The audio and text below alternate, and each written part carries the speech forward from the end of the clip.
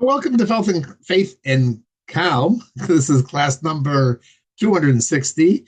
In a few hours, it will be Yud-Beis Tammuz.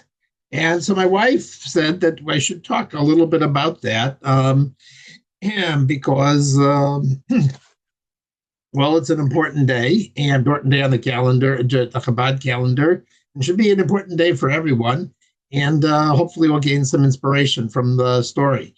I'm sure I've told the story before, pieces of it, but I was rereading it, and there's always things that you see for the first time, and that add a little bit of context and flavor to the whole story. So if you haven't bought this book, oh, how helpful! It makes it a mirror image there. A prince in prison is what it says. I don't know how to to turn the mirror around there, but a prince in prison. So that's the book that is the short form of the story. There are longer, more detailed versions of it, but let's get a little context, and we'll explain a little bit of what was happening there in Russia. So the person on the picture, the cover, that's the that you can see pretty clearly. That is the we call him the Frierdiker Rebbe, the sixth Lubavitcher Rebbe, Rebbe Yosef Yitzchak Schneerson, and he was born in the city of Lubavitch. He passed away in New York in 1950. I think he was born in 1880. Yes, 1880, 70 years old. He passed away. He lived his first part of his life, it was in Russia. And then after he was allowed to escape from the prison of the Soviet Union in 1927, he moved to Poland, to Warsaw. And he stayed there until World War II started. And then through a miraculous another story, he was aided by officers, colonels from the German military intelligence, the Abwehr,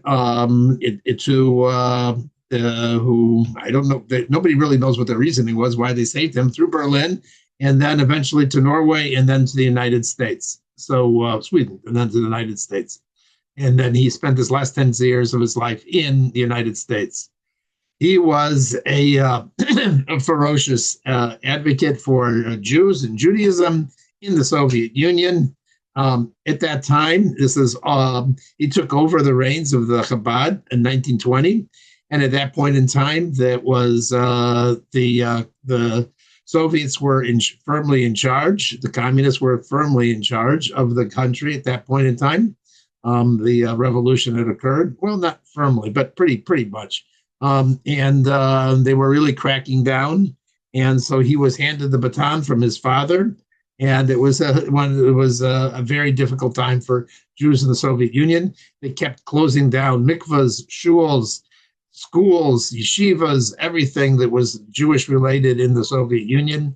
Most of the big rabbis who at that time were still left in excuse me, in Russia left. The Rabbi Moshe Feinstein left. Chavetz Chaim left that area. They left because it was impossible. You were basically there was no way to function anymore, and it was the only intelligent thing to do because you would be killed and sent to Siberia. So, but the Lubavitcher Rebbe operated above logic. And he said there has to be some continuation for the Jews who still are here. And so he would set up underground yeshivas all over the country. It's estimated that he set up 600 yeshivas. They were open. People were arrested. They were closed. And he would open up another one and another one and another one. And he sent out agents, boys, young boys, anyone, he could to be his emissaries. And oftentimes the result was either imprisonment in Siberia, in Gulag, or death sometimes. And he knew that.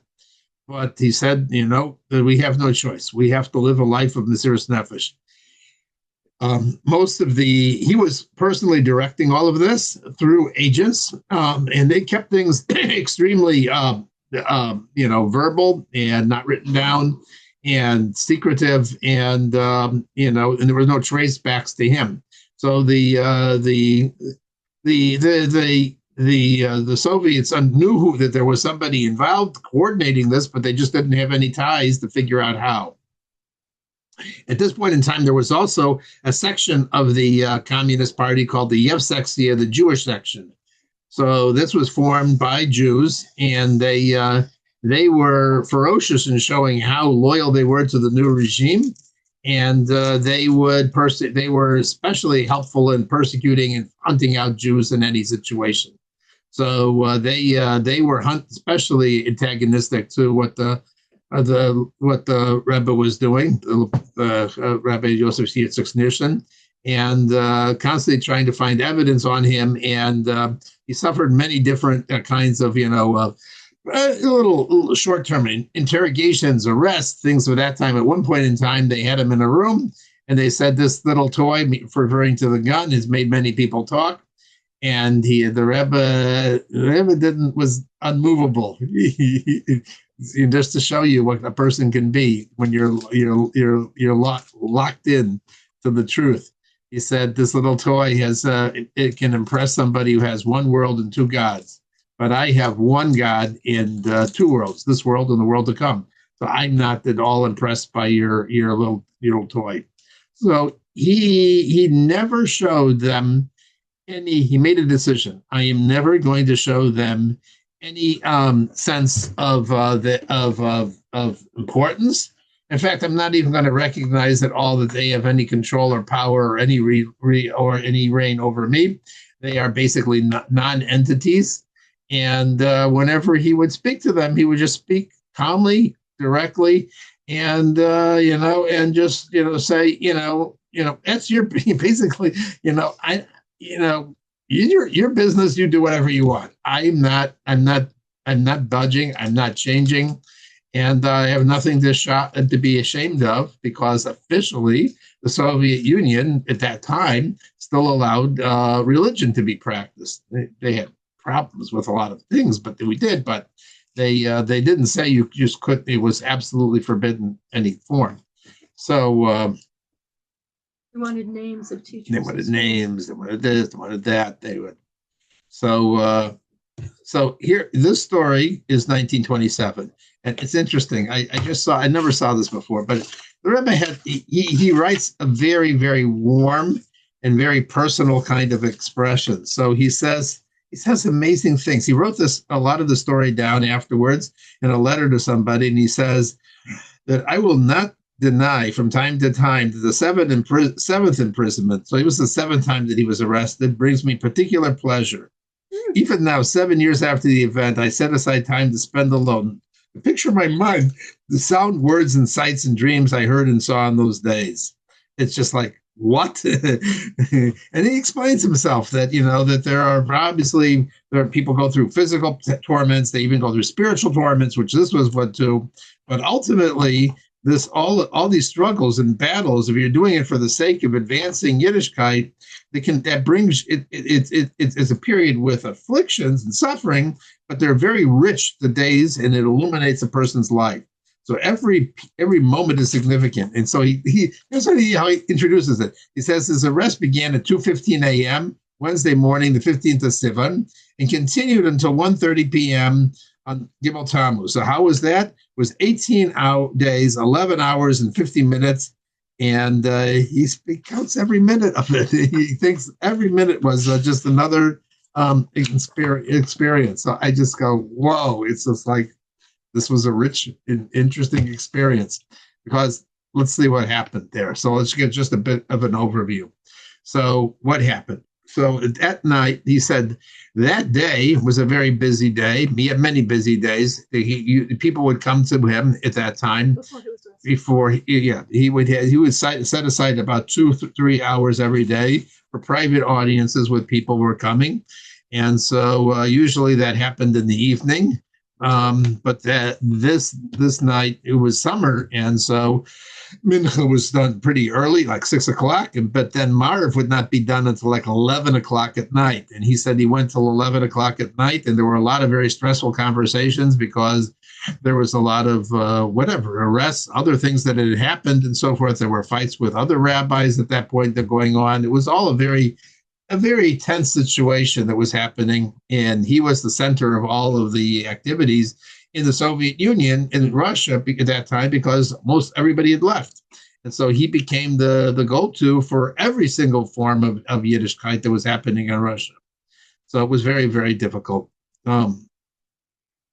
So he says he was just sitting down. He just admired he was sitting down to eat around midnight when the doorbell started ringing incessantly. So that's, like who's coming after midnight and so forth. And then they opened the door, and then these two guys burst into the room, carrying guns, waving them around, yelling at the top of their lungs, "Where is Schneerson? Where is Schneerson?" And, and, and he said the two guys, their names were Nachmanson and Lulav. Nachmanson was a Jew, a member of the Yevsexia. His father was used to come to Lubavitch. In fact, this boy was born in Neville. He actually had gone to the yeshiva there. But like many other young Jews in that time period, they were enraptured by the communist vision, and he became a member of the Communist Party and the Yevsexia. And he was the leader, and then his friend was Lulav, and his friend Lulav was also, his grandfather had been a chassid of the grandfather of the previous Lubavitcher Rebbe. So he was also Jewish. And then there were a bunch of other Russian guards there too with guns. So the Lubavitcher Rebbe just turned to them and said, I expect if you come in the middle of the night, you know exactly whose house you're breaking into. I am Schneerson. He said, you have the guy there's always a person who was appointed as the superintendent of the house. He knew everybody who lived there. And he says, you got this guy with you. He knows everybody in the house. You can just ask him, he'll tell you exactly who I am, and so forth. You don't have to shout. You don't have to yell.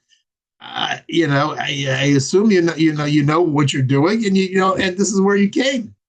And so they were a little frustrated, but they told him, they gave him, they said, we're here as agents of the GPU. You obviously don't understand the ways and the methods of the GPU, and but you will learn how we do it. We are here to conduct a investigation, a search of the house. And we have documents to do it. And so the Frierdiker says, so you have the permit, you have the document to do what you have to do. I have nothing to hide.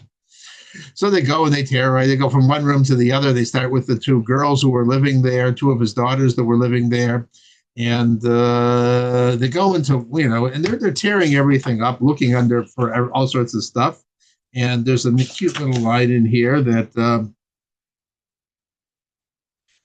there's one of his daughters was named Shana, and they asked her, he said, what party do you belong to? And they said, we belong to our father's party. We don't belong to any particular political party.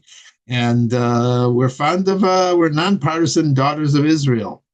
So Nachman said, why? She says, I'm not obliged to tell you the answer to that. I am no obliged to give you any of the reasons. And so we're go, so what we are now, we are telling you, and whether that makes you happy or not. So Nachmanson says back, you should really take into account the power of our opinions. The GPU has ways. Our interrogators are remarkable craftsmen. People tell them everything. Over there, there's no saying no. Over there, people talk, sometimes willingly and sometimes not willingly. Over there, everything melts, even stone melts and becomes talkative. So his daughter says that's the whole calamity. People want to take everything by brute force, and it's a repulsive kind of thing, that everything's done by a fist and a threat of revolver. So the Frierdiker Rebbe says, I was very pleased to hear my daughter speak so sensibly and calm and clearly, but he was a little concerned because this man is a murderer, and you can get into a lot of trouble dealing with speaking to him that way. So they ransacked the whole place, and that night, and it took them an hour, and then afterwards, they said they wanted the Frierdiker Rebbe to sign an agreement that they had done everything according to law, and he says, "I'm not signing anything because I don't know what the law is here. I can't say what it is." And besides, it's I don't see any reason to accept this. And he says, in that case, you're under arrest, and we're taking you to Spalerno. It was called Spalerno, but it actually it had a nickname, Spalerka. It was on Spalerno Street in Leningrad, and it was a scary place. Friedrich Rebbe writes. He says, there are two kinds of questioning that the GPU did. One was called cross-examination, and the other was called interrogation. Cross-examination means that they ask you a bunch of questions back and forth. You answer, you give it, they call, go back and forth, and like that. That was not done at Spalerno. At Spalerno, the other kind of interrogations, where people talk willingly and unwillingly, under force and under pain and under beatings. And so when they said they're taking him there, he realized that that they were, it was the serious. Yeah, they meant this kind of thing. So his family was very upset. They said his mother was woken up at that time. His mother was elderly. His father had passed away, so she was living in the same house. And she comes out and she sees these goons there, and Spalerka, thank you.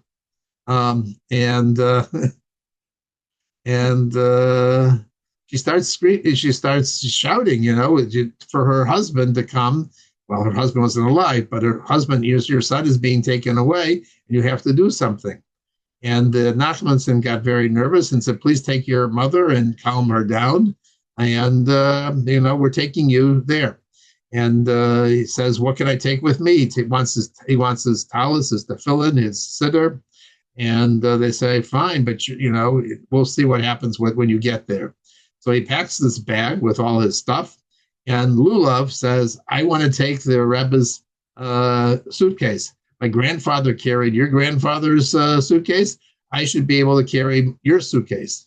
And the Frierdiker Rebbe grabs the suitcase back from him and says, "Your grandfather took the suitcase where my grandfather wanted to go. But you are taking my suitcase to take where you want me to go." He says, "That's not a chassid. So I will take back my suitcase. Chassidim remain a chassidim." And that was his little interaction with this guy named Lulav. And it explains a little bit more of what happened. They had to go down to the street. We had to wait for the paddy wagon, this black armored vehicle, to come. And when it finally arrived, the Frierdiker Rebbe says, there were people already inside. One of them was obviously a very rich, well-to-do foreigner, with very fancy clothes, and his face was pale, white as a ghost, and he was trembling terribly, probably because he knew what was going to happen, inside that prison. There were firing squads constantly going all night long inside that prison. So it was a place of terror, basically, pure Soviet Union terror. Anyway, so they put him in this suitcase. He sees this van, and they take him through the street. Some of the Hasidim saw where he was going. The Frierdiker Rebbe left directions to his family. He says everything should continue. People will be afraid to give time and money and so forth for the schools and for the activities, but it has to continue on. It has to go on. And everyone should say Tehillim during the first days of my incarceration. And at that point in time, nobody thought that he was going to be there for more than a day, but obviously he knew he would be there for more. They were very upset about that. But anyway, he went into the van. He describes when he got there, just a few blocks away, they drove him there. And when they got out, Nachmanson and Lulav tried to get into it. And just explain what kind of a prison this prison is, Soviet Union. You had to go, you had to beg the guard to go in. And the first thing the guard did says, "It's too late, you can't come in." And they got furious. And the Frierdiker Rebbe, he writes very colorfully. It's a good way to learn how to write. So he explains that, that there are he saw that Nachmanson's face was perspiring. So he says there are 4 different kinds of perspiration. There are people who are farmers that perspire because they're working hard. There are people who perspire because they're happy and they're serving God and with all their might. There are people who perspire because they're scared of something. And then he says there's a 4th kind of perspiration that comes from the face of a murderer, and that is the face that I saw there. Nachmanson's really furious at the guard. He's furious at the people who sent him. But anyway, so he manages to get the Frierdiker Rebbe into Spolerka prison. Okay. They sent him in. Lulav takes away his suitcase because he says, "Here, you're not in charge. Here, I'm in charge." And they sent him down a corridor. This is really the most graphic scene in the entire book. They send him down a corridor. The Frierdiker Rebbe describes it very carefully. He says it was about 30 meters long. It was 6 meters wide. It was lit by these tiny little light bulbs the entire way, very dark and dingy. And lining the sides, either side, were doors. And in front of each door, there was a Russian guard in uniform, black and red, with a pike, which is this big thing with an axe at the end on his back, a sword in his hands, and a revolver on the other side. And their faces, they were stone like marble, and the only thing that moved were their eyes. And he had to walk down this corridor thinking about what kind of bloodthirsty people would actually use such weapons against another human being. And that's what he was thinking as he walked down the corridor, and he referred to it as, Masechta Gehinnom, which is a chapter in the Sefer called Reshis Chachma. So the gates of hell, chapter gate 1. So that's what he was thinking as he walked down the corridor. And it was interesting. He walks down this corridor, and then he gets to the end. He's supposed to go into a room where where everybody talks. Everybody talks willingly and unwillingly. And instead of going into the room, he was whatever. He doesn't even know why he particularly did it. He decided that he didn't have to go in right now. So he decided to walk down another corridor. And he walks down this other corridor, which is well lit and white and very different. And he sits down and he starts having a cigarette in Spolerka prison there, in the middle of the night.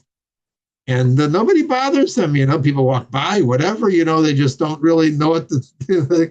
Finally, somebody comes over and, it turned out he was from the town of Lubavitch himself. And he asks, "Who are you? And what are you doing here?" And he says why he was. And he says, "There's something wrong. You're not supposed to be here." "Which door did you come into?" So he explains that he came down that corridor. And he says, "That corridor? You must be some sort of traitor. That's for only the very worst criminals and traitors in the realm." The Frierdiker says, No, I don't know why. I was just brought here, and it's all this Nachmanson and Lulav business.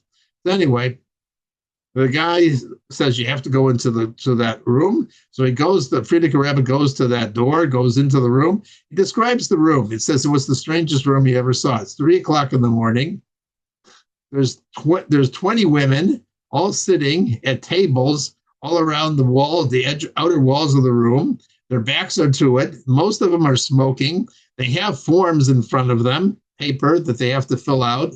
And in front of each one of them is a prisoner busy confessing all his sins, and they're writing everything down. So they ask him the question, and he fills out the form. And this is all done very silently. There's only whispers. The only thing you can hear really is the pen writing down the notes. And that's the room. And there's like a couple supervisors, 3 in the middle, whose eyes are just flashing around, looking at everything going on in the room. And he says, he's walking into this room, and it's just the strangest thing in the world because, it's deathly quiet, but there's busy. Everybody is, spilling the beans as fast as possible. And when they finish, then the supervisor goes over and he goes to one of the guys and, gives them what they call a yarlik. It's when you leave your suitcase, they give you a number. You just become a number. You lose your name, a little piece of paper with your number on it. That's your receipt. And that's who you become. And he says, "Oh, Yarlik, 5, 6, 7, 8. You certainly wrote an awful lot down here." And the guy's face turns white, and then they lead him away into the depths of the prison to be locked up somewhere. So when the Frierdiker Rebbe gets to the table, he sits down. The lady starts asking him some questions, and he says, "I don't have to answer any of this." She says, "Don't you know where you are?" He said, "I know exactly where I am." and I didn't ask to come here, and I didn't ask to fill out the form. And she starts getting very nervous because, nobody ever speaks to, never stop, questions them about this. At that point in time, he just says, "Listen, I'm going to tell you just this. I am a rabbi. I teach Chassidus, and that's a form of religious teachings and so forth. Everybody knows who I am, and that's all I really. And I'm an honored citizen for life for generations. And she says, I can't write any of that. He says, I didn't ask you to write any of it. You do what you want to do. That's all I have to tell you. At that point in time, 3 people come into the room, and they're obviously, the whole room is terrified of them. These guys, he describes them. He says that they're dressed in short pants. I don't know what short pants means. I guess it was summertime. Short pants, maybe shorts, maybe they were. And they had these flashy silk American shirts, which of course in Russia nobody has. And they had belts on them that had a watch on one side and a revolver on the other, and their hair was slicked back, and everybody was terrified because obviously these were the high-level KGB GPU officers, and they had just come in, and they were there for a reason. They were there specifically because of the Lubavitcher Rebbe. So they go over to the table. They ask him, why aren't you filling out the form? And he says, I told them everything I need to do, and I'd like to have a cigarette. They say, well, it's permissible to have a cigarette here, but it's like nobody smokes in this room. He says, I would like a cigarette. So I mean, he was completely cool. He did, you're not entities, and that's the way he conducted himself for the next 18 days. Through beatings, through being thrown down the stairs, be thrown down into jail cells that they're filled with leeches and crawling things all over it, and so forth. Really horrendous conditions. While the whole the Lubavitcher world is working with Herbert Hoover and with who was Brandeis, Louis Brandeis in the Supreme Court, and other countries and so forth are demanding that the Soviet Union release them. And eventually, on Gimel Tammuz, they did release him, but they were going to send him to 3 years of exile in Siberia in the city of Kostroma. And then 9 days later, which is tonight, the Yud-Beis Tammuz, which was his birthday, he got the announcement that he was going to be set free, but it was the Soviet Union had made that they changed the calendar. They wanted to have a 10-day week. And so that was officially their Sabbath. So they couldn't actually release him. So actually the holiday goes for 2 days, Yud-Beis Tammuz and Gimel Tammuz. So that's the holiday that we're going into. The lesson is about how to deal with some of the most difficult situations in life. And the Lubavitcher Rebbe said it was not just he that was in prison, since he was imprisoned only because he was a Jew and the representative of the Jewish people. And therefore, this is also a day of liberation for every single Jew. And my wife will continue the story within, I guess, helping us understand how we can liberate ourselves from whatever prisons that we are in. And that is the energy that we receive on this day, is to be able to, no matter what, however we thought of ourselves, or prisons that we think of, that we're somehow forced or constrained or under aggravation by people at work, people who are like this, people like that, or our own selves, our own negative decisions that we made in life. None of that should restrict us, and we should be truly free people, because especially the Jews in Israel, who sometimes often feel they need approval from the rest of the world. And the answer is really the world. They're looking for us for direction and for guidance. And with that, I will turn over the mic. May I ask to clarify? I didn't hear who were in America who demanded his liberation. You said Brandeis? Right. So at that time, the president of the United States was Herbert Hoover. And Herbert Hoover and Brandeis, Louis Brandeis. Actually, the person on the Supreme Court at that time, Herbert Hoover, Brandeis, yeah. They tried any Jew that they could get a hold of, but that was the United States contingent. There was also somebody in Latvia had a lot of power also, because the Soviet Union wanted to have trade agreements with it. So there was a Rabbi Hodakov, who was Dubinsky, who were very big in the Latvian Senate, and they were also pushing, because the Soviet Union really needed grain and needed food and needed, there was an embargo, and they wanted it there. That was pressure. And the interesting one that actually who probably had the most effect was a woman they mobilized who was not Jewish, who was the wife of the president, not the prime minister, but the president of the Soviet Union at that time. I think his name was forget, Kolchenkov, something like that.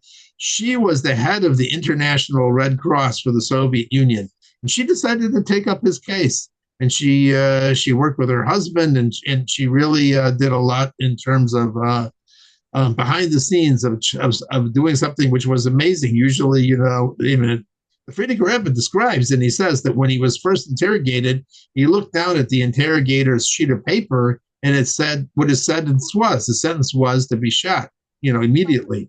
He was not shot immediately because that was crossed out, and then they said exile in Siberia for 10 years, and then that was crossed out, and a niet was written over it.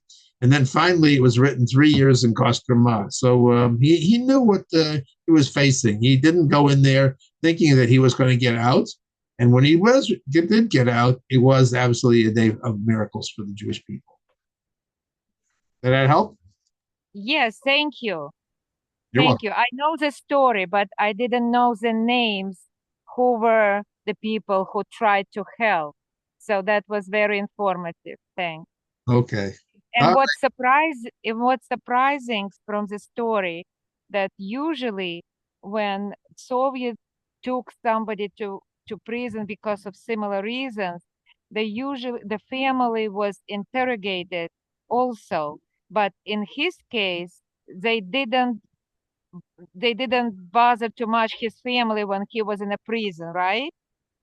No, and somebody also pointed out another interesting thing about it was that usually when there were many people in the Soviet Union who were praying, who were working actively, trying to influence, like I said, the head of the Red Cross and the other people, and usually those people get into trouble too, and nothing happened to them either. So there was a lot of things that were not within the realm of nature that would happen in that story. Mm-hmm. Yeah, I guess when we act against their nature, then other things happen. Yeah. Made. Very good. Thank you. Thank you. Are you okay? Sorry, I'm restricted. Okay. Oh, I guess I can take off my apron. Okay, does anybody want to say something else before we begin? What we should do for Gimel Tammuz? For Yud-Beis Tammuz? Except learning about the Frierdiker Rebbe. Yes, of course. What else? What else? Okay, so I think I'll make some suggestions at the end. Okay. Make some suggestions at the end. I'm going to take off. These are not strong enough. These are a little stronger. Okay, good. Good to see you all. Okay, so I want to just continue what Haskell Shimon was saying, because right now we're entering into Yud-Beis Tammuz, and Yud-Beis Tammuz is a day of a lion, the lion of the Frierdiker Rebbe rising up against Russia, and it was so unlikely. So, so it's very sweet. Rabbi Yosef Yitzhak Yitzhak Jacobson, Y.Y. Jacobson, he wrote a little essay about this time. It's called Stalin versus Schneerson. Oh, first I want to begin with the 4 things I always do, which is number 1, we're in an extraordinary time. And we know this because the Lubavitch Rebbe told us in 1991 that we are entering into the time of the redemption itself. And the Rebbe was never wrong about anything. Every single thing that he predicted came true against amazing odds. So, and secondly, our souls were handpicked to be here at this time because not for nothing, but because each one of us has a vital role to play. Number 3, we were given all the tools we need to do this incredible mission. We were given the Torah, which is our guidebook, and we were given the mitzvahs, which are our power tools. And number 4, by learning about the redemption, we are doing a mitzvah itself. Not only a mitzvah, we're doing the most powerful mitzvah to advance the cause of the redemption. Rebbe said there's nothing that speeds the redemption faster than learning about it. So in this essay that Rabbi Y.Y. Jacobson, we used to call him Yossi Jacobson because he lived in Boston when he was a bacher. And for 2 years, my husband learned Torah with him. And I had a little yeshiva in one of the schools here. And so anyway, he writes an essay about that time because he's intimately connected to that time. How is he intimately connected to that time? I'll tell you. Hold on. So he points out that okay, when Stalin took over in 1924, when Lenin died, and and uh, and and Stalin set up this incredibly powerful machine to crush Judaism, to crush Jews and Judaism, both of them. And at that time, the Frierdiker Rebbe was 44 years old, and a huge, powerful war machine was set up to destroy Judaism. You couldn't even congregate, even without doing anything Jewish. Jews congregating was enough to get you in terrible, terrible trouble. Just getting together, not doing anything religious. They closed mikvahs, they closed schools, they closed everything that they could find, and people were terrorized, absolutely terrorized. Fathers were taken away and never heard from again. It was a horrible, horrible, horrible time. And I have to say that I think that the Jews from Russia I think they have powerful neshamas. Hashem picked them for such a role in life because they have very powerful neshamas. And it's clear to me. So anyway, he sets up this whole team called the Sexia, made up of Jews specifically to get Jews to get them to knuckle under and become communists and forget about this Jewish stuff. And against that backdrop, the Frierdiker Rebbe, when people were already being killed left and right, like Jews were being killed like flies, sent off to Siberia, like in all the time. We have a friend. Sari and I have a friend, and she lives in Muncie. Her name is Malka Bela, and she was learning. She just wanted to learn Hebrew. She wasn't a frum person. She just wanted to learn Hebrew, and they arrested her teacher, sent him to Siberia for 10 years, and when he came back, Malka Bela said he was just unrecognizable, completely unrecognizable for just teaching Hebrew, not teaching Judaism, just teaching Hebrew. So anyway, against that backdrop, this 44-year-old, the Frierdiker Rebbe, Frierdiker means previous, meaning he was the Rebbe before our Rebbe now. He calls together 9 other Jewish men, 9 other rabbis, 9 other young rabbis, and he makes a pact with them that to their last breath, to their last drop of blood, they are going to join together to ensure that Judaism stays alive against this hellish machine that they're up against. And they agree. They make a minyan of holiness, a pact that they're going to do whatever they can. And Yossi Jacobson's grandfather was one of these 10. And to me, I have to say that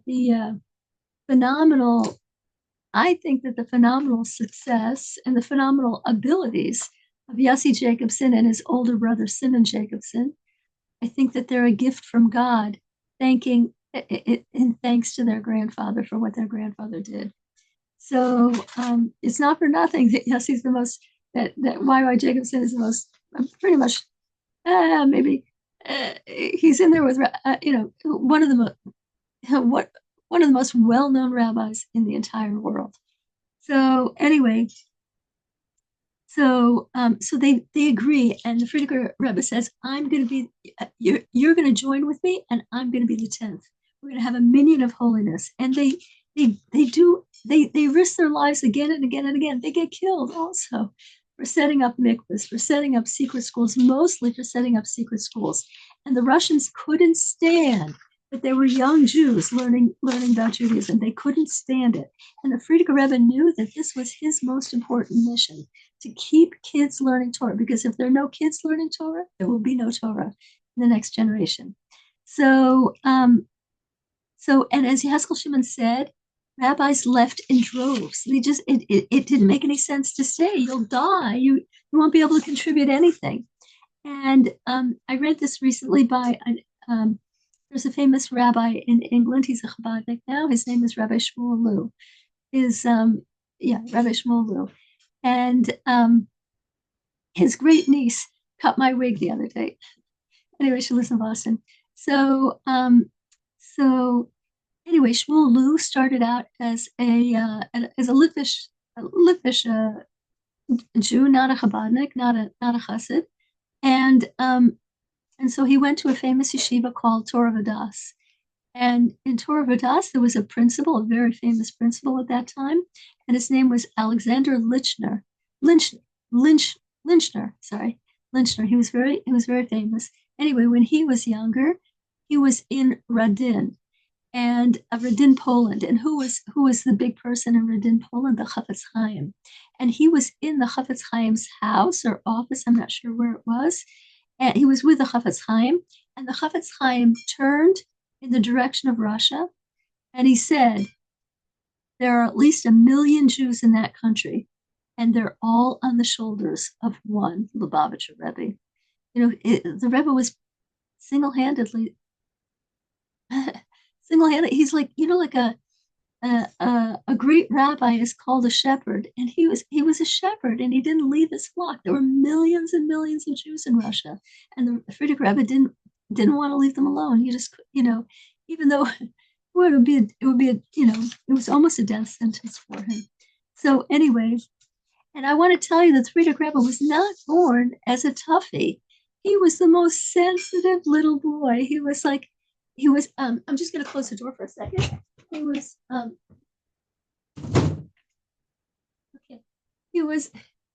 a sensitive, gentle little boy, and he made himself into this warrior. He made himself into a warrior. If you want to give yourself a deep pleasure, read anything that the Frierdiker Rebbe wrote. He is a delicious writer. Such sensitivity, such a he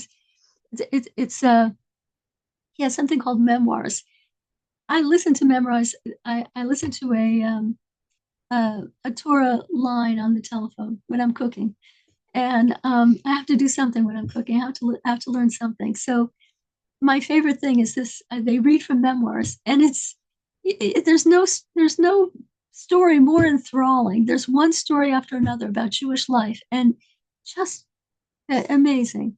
Anyway, so he was not a toughie. He was a sensitive person, extremely sensitive, and yet he made himself into a lion. He made himself into an absolute lion.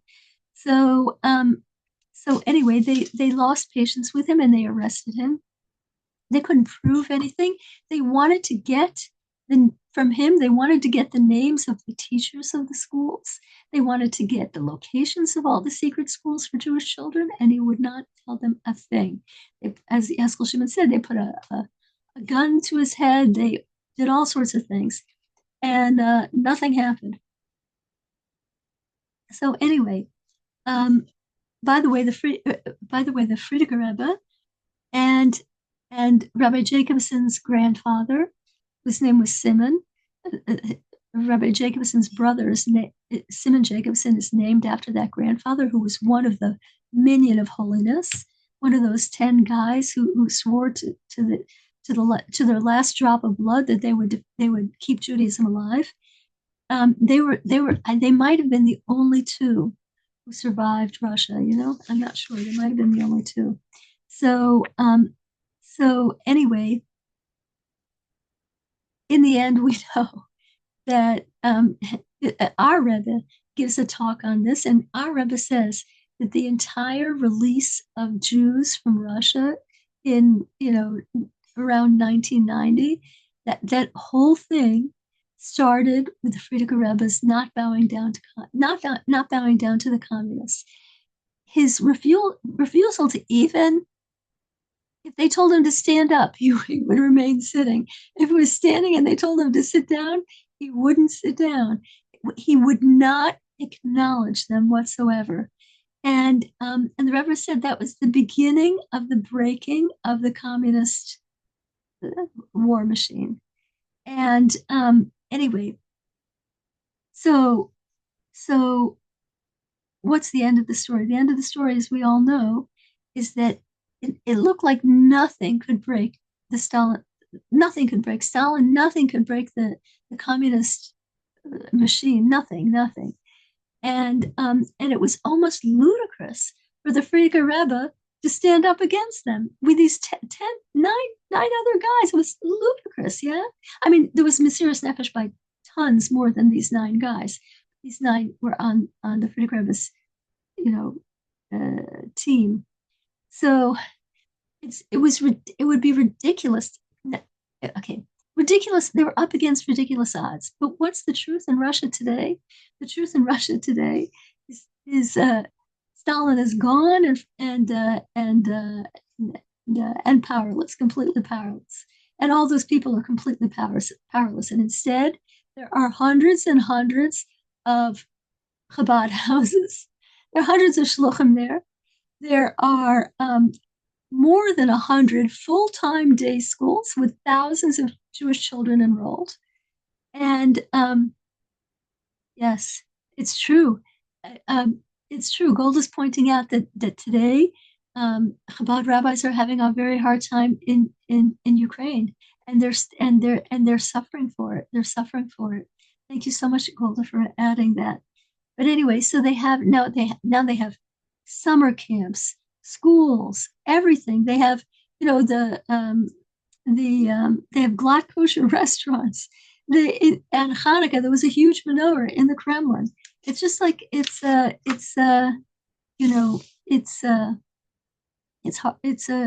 And he asks, and I want to read you this one paragraph because I think it's so beautiful.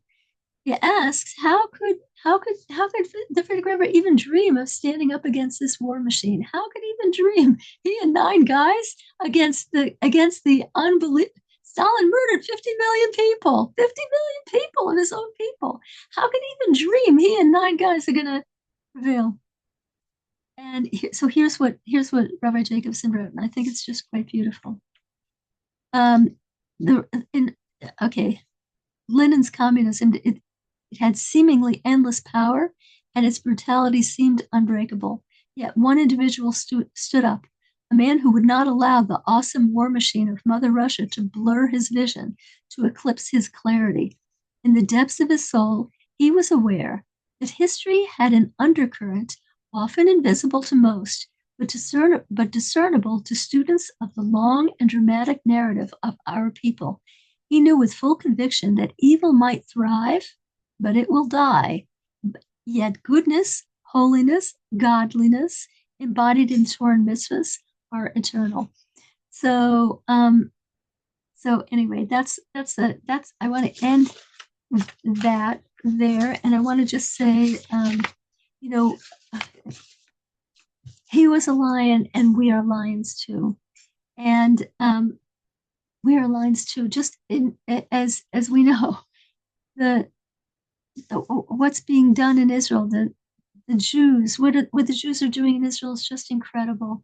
How they're standing up for each other, how they're helping each other, how the Jews in America are helping, how people are making Aliyah right now, and Hashem is showing His love. Hashem is showing His pride in us that we are lions, and in addition to all the miracles that we've already heard about that happened in the conflict with Iran, in addition to all those miracles, there's another miracle that was quite interesting. When they finished the 12-day mission, right? There had been 200 military aircraft that had gone to Iran and they had worked almost nonstop. Not a single one crashed. Yeah, there were no major malfunctions. And the morning when it was all over, when they were all brought back to Israel, the ground crew who examined they expected. Okay, I'll just read it from here. When the data there were no major malfunctions, according to the engineer. When the data was presented the morning after the operation ended, The professionals were astonished.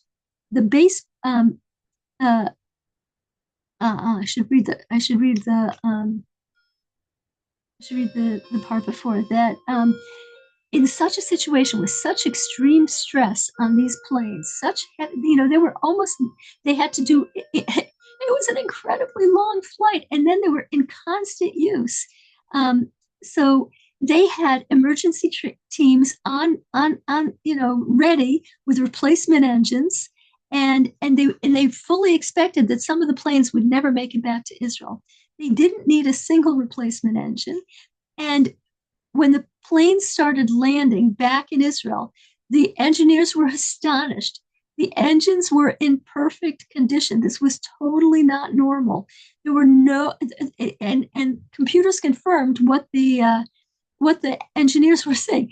It looks like they didn't even do anything. It looks like the engines are in perfect condition. These 200 planes, and so anyway, the professionals were astonished. They checked the equipment over with computers as well, and the computers verified, yeah, this equipment is all in great shape.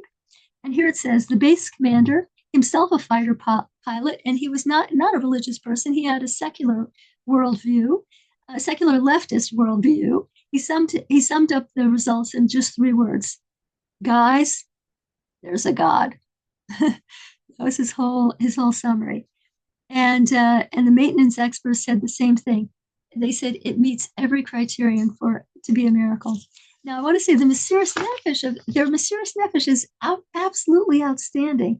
One of the guys one of the pilots, he found out, I guess he found out, I don't know when they found out that they're going to Iran, probably hours before. He found out. And guess what? His wedding was scheduled for the next day. He knew, oh my gosh, I'm going to fly on this secret mission. I can't tell anybody. I can't tell my bride. I can't tell the caterer. I can't tell the hotel. I can't tell any of the guests. I just have to, I'm not allowed. It's a secret mission.